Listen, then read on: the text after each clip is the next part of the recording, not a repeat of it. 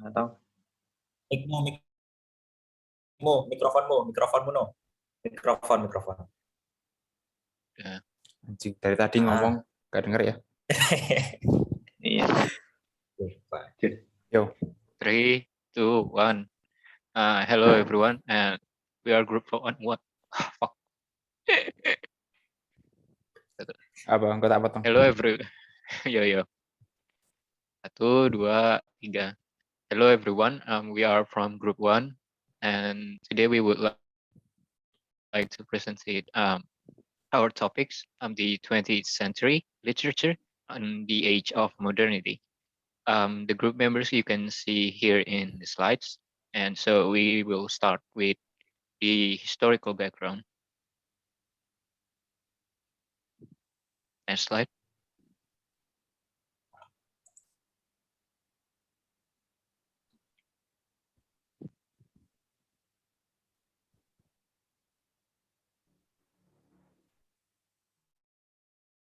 Okay, so a short historical background.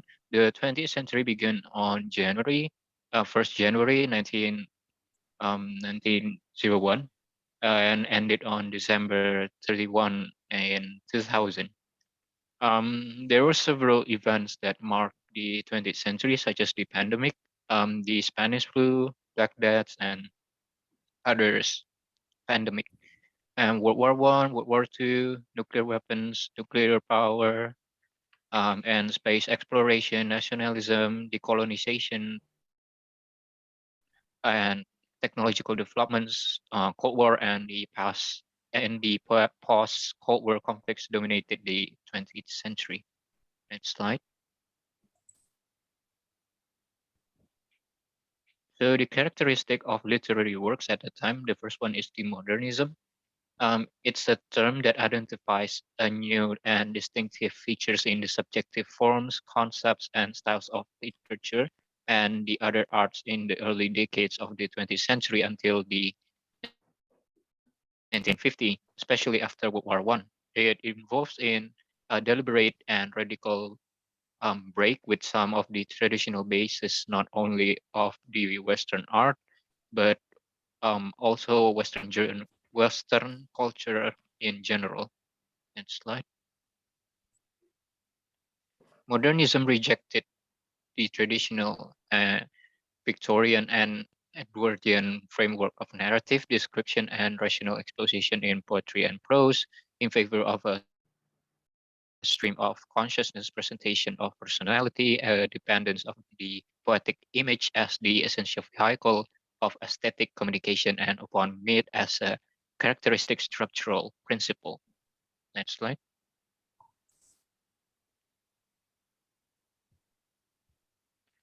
Often their aim was to expose the reality they saw behind the facade of Victorian ideals of effort and self-sacrifice.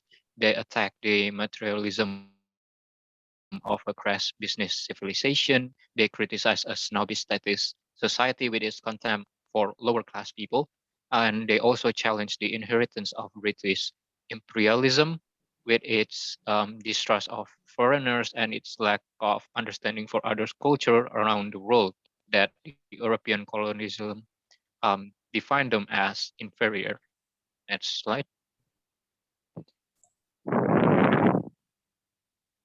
The next characteristic is the absurdity. The horrors of two world wars had a tremendous impact on writers of that time. During World War I, a number of notable English poets died or were injured. Global capitalism was remarking society at every level at the same time. For many writers, the world has becoming increasingly ridiculous. In the midst of daily existence, the mysteriousness of life was being forgotten. World War II's mindless violence was further proof that humanity had lost its course. This absurdity was depicted in the works of modernist authors.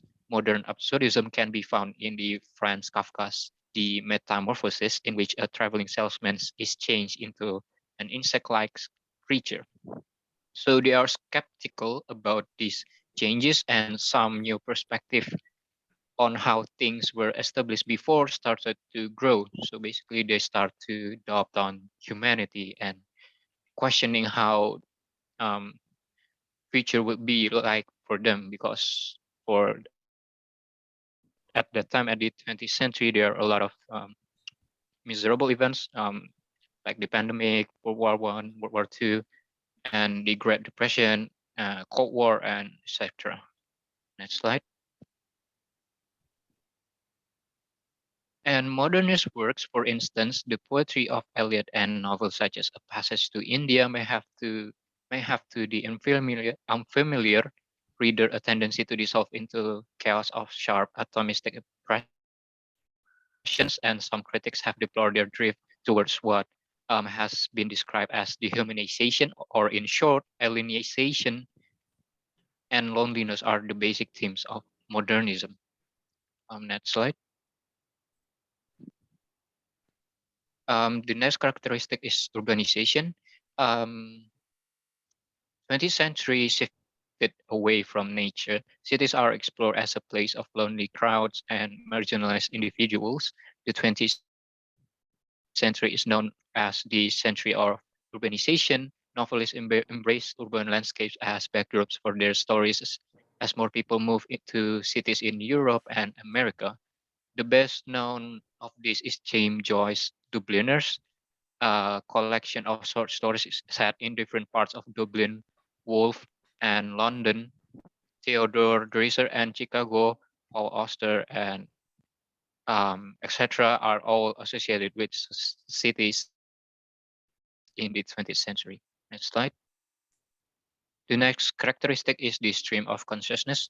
It was originated in psychology before literary critics began using it to describe a narrative style that depicts how people think.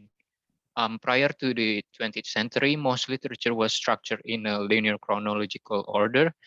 20th century writers experimented with other kinds of structures. Virginia Woolf, for instance, wrote novels whose main plot was often interrupted by individual characters' memories, resulting in a disorienting experience for the reader. And Fort Murdoch's classics, The Good Soldier, plays with chronology, jumping back and forth between time periods, is another example of it. And many of these writers aim to imitate the feelings of how time is truly experienced subjectively. Next slide.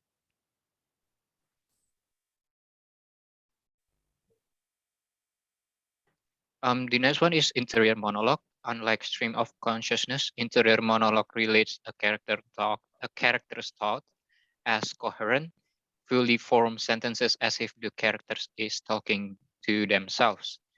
And the next one is the multiple point of view, telling the story from perspective of two or more characters, weaving in the story together by alternating between viewpoints. I think that's it for the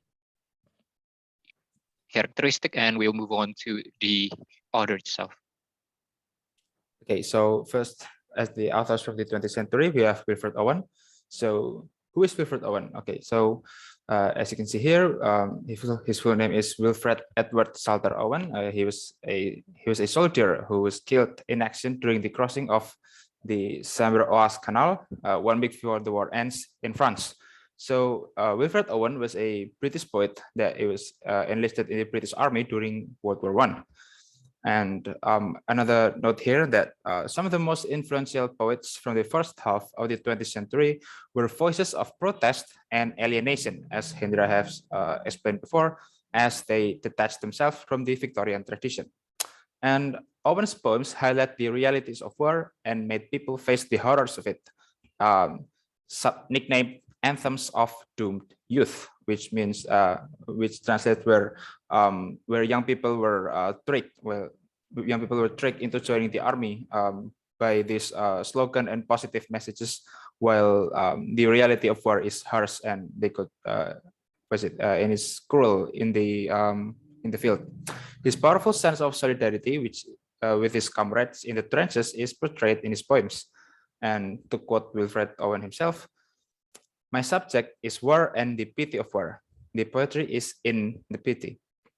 Further highlighting that he experienced the war himself and he knows what what was it really like during the war. Next slide, please.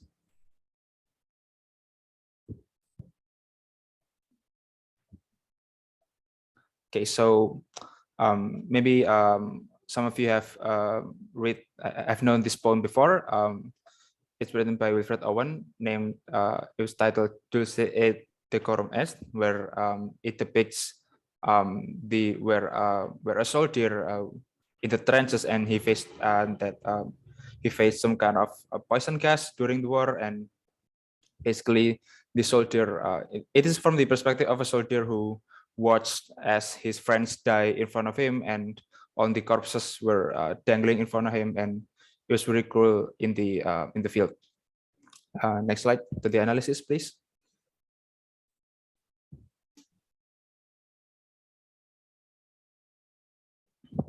So as I've said before, this poem really it highlights the terrible iconic contrast between what people had been told about the war and what it was like in reality, where previously the youth was tricked into joining the army because of the positive messages, and what it was really like during the war is completely different. It was ironic. And the use of poison gas in World War I became the symbol of the inhumanity in war, as its mechanism was made to give the victim a slow and painful death. Well, of course, if someone inhales the poison gas, they didn't die immediately, but instead they had to suffer first before they die. Owen, being a dispatch soldier himself, portrayed his first-person experience of the war front lines in his poem, depicting the pain and despair that the soldiers felt during the war. Poems of similar themes that puts emphasis on the devastating view of war became a common occurrence of the first half of the 20th century, especially during the World War I era and before the Great Depression. Okay, so I think that's it for Owen Wilson, and one of my friends is going to explain you the next literary person. Okay, thank you, Nino. So the next slide is about Virginia Woolf. So Virginia Woolf. Virginia Woolf is an English novelist who non-linear narrative approach. Sorry.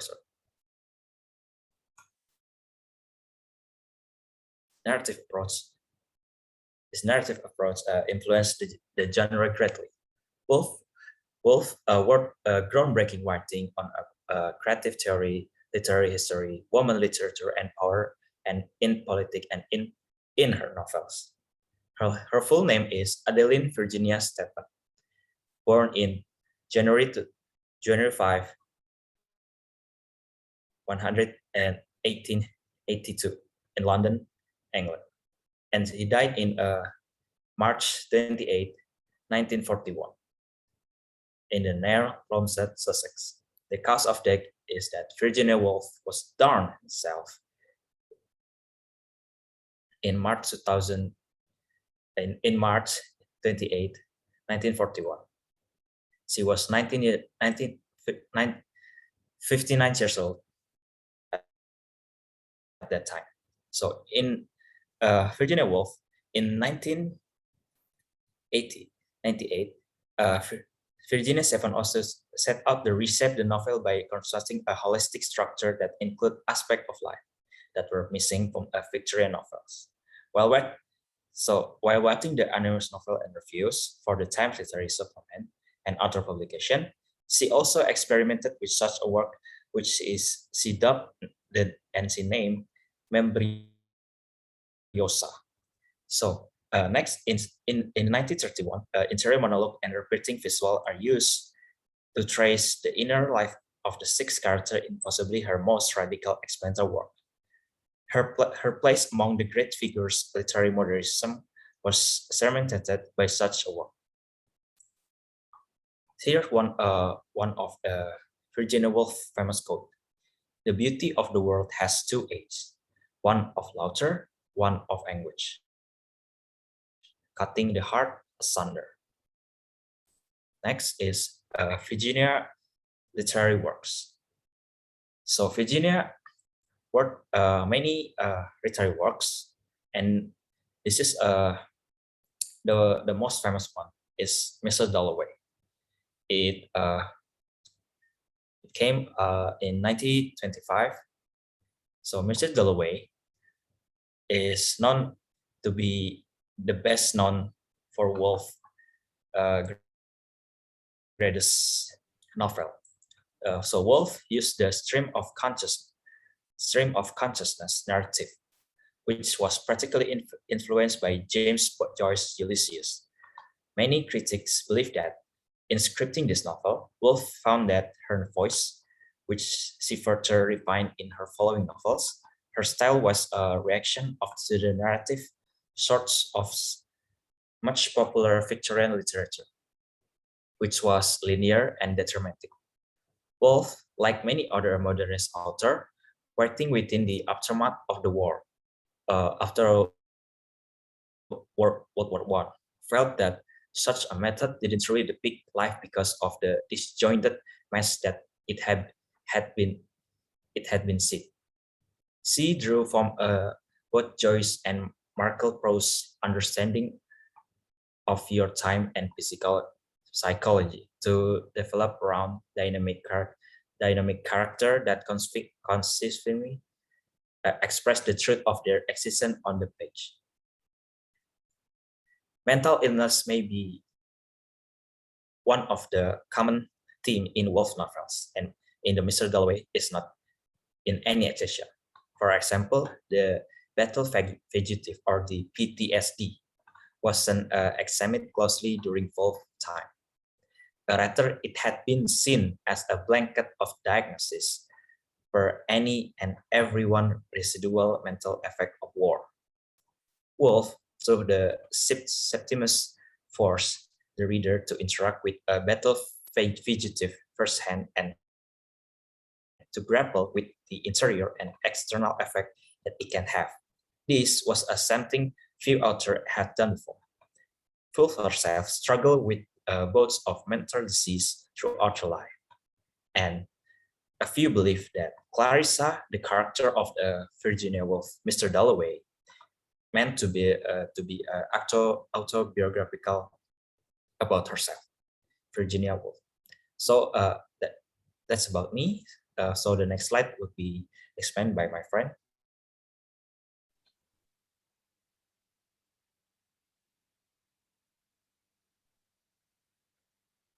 Okay, and the next prominent figure is Bernard Shaw. Bernard Shaw was born on June 29, 1856 in Dublin, Ireland. Died in November 1950. Awards: Nobel Prize in Literature in 1925, Academy Award for Writing Adapted Screenplay in 1938, and the last is Oscar Awards. So, who is Bernard Shaw? Bernard Shaw was an Anglo-Irish playwright who made many of his audience laugh and think.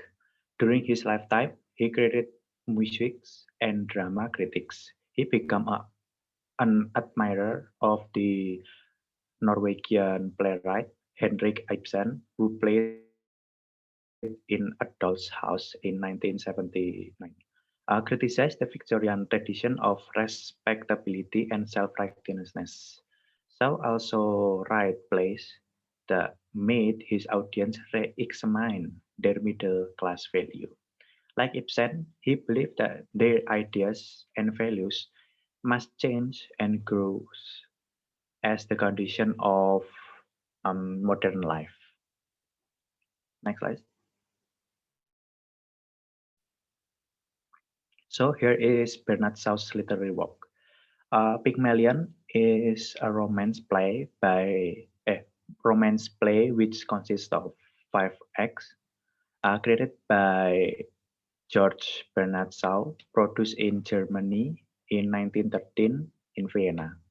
The play is about human comedy, about love, and the English class system. It also centered on the idea that life is too realistic to believe in the fabrication of idealism. Originally, Pygmalion was a story about a Greek sculptor. He is Cyprus who made a beautiful statue. According to the story, the statue come to life.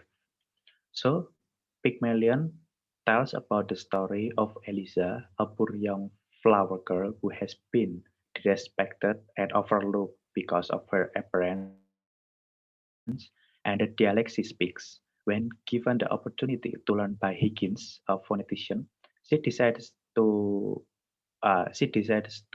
get language lesson in order to gain the respect of the others and improve her overall status in life. The outcome of her training is not she is expected, and she is not only able to change her appearance and speech, but also gain confidence in her own ab- ability.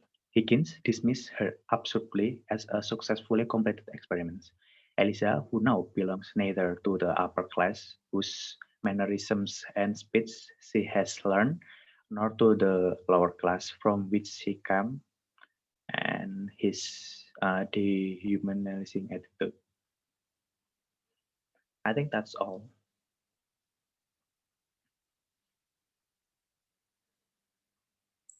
So that's our presentation, and we like to thank you for those who watched our presentation. Sorry for the wrong saying about the presentation. So thank you very much, everyone. Have a good day.